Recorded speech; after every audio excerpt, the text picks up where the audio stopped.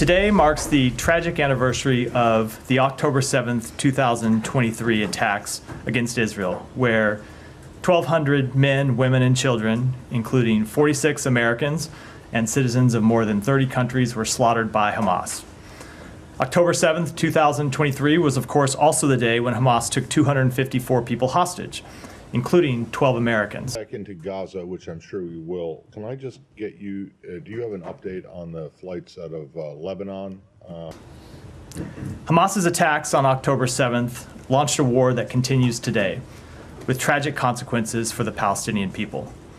As the Secretary said in his statement this morning, the United States mourns the death of every innocent who died on October 7th and in the year since.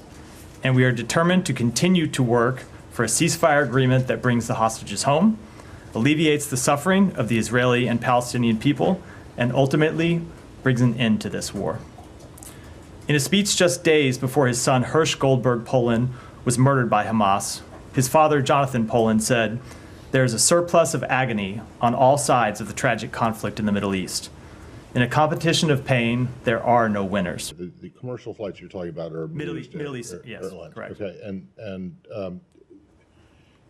in terms of... There was another flight that left today from Beirut to Istanbul. That flight had approximately 150 passengers on it, American citizens, legal permanent residents, and their family members. That brings to a total of 900, approximately 900 American citizens, legal permanent residents, and their family members who have left on U.S. organized flights since we launched them last week. We have now been in contact with approximately 8,500 people inside Lebanon who have asked for more information. But as we always make clear, and as I know you did in the question, that does not mean that all of them intend to leave. My other point, Israel seems to be cutting off the north of Gaza from the south.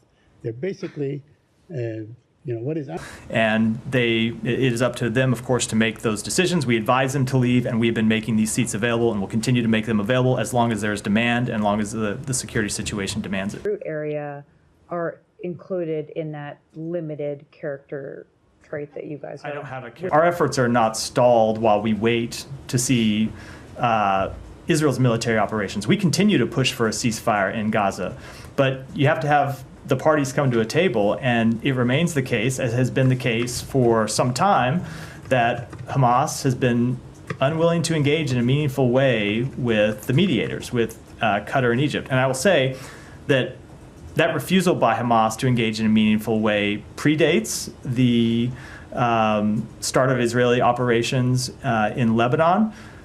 Over the weekend, for example, it has targeted some densely populated Beirut suburbs. I'm wondering if the United States still sees this as a limited incursion.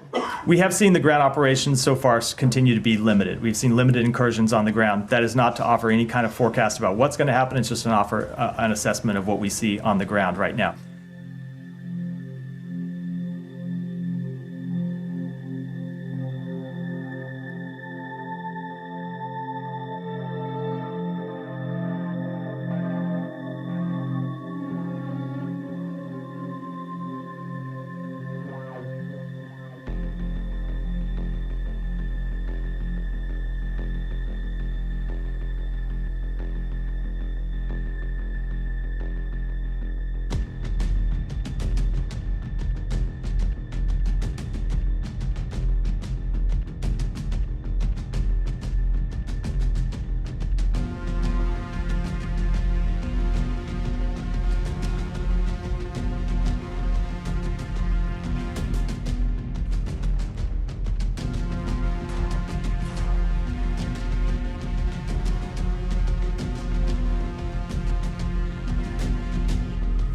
היעד השני במקביל הוא לגבות מחיר עצום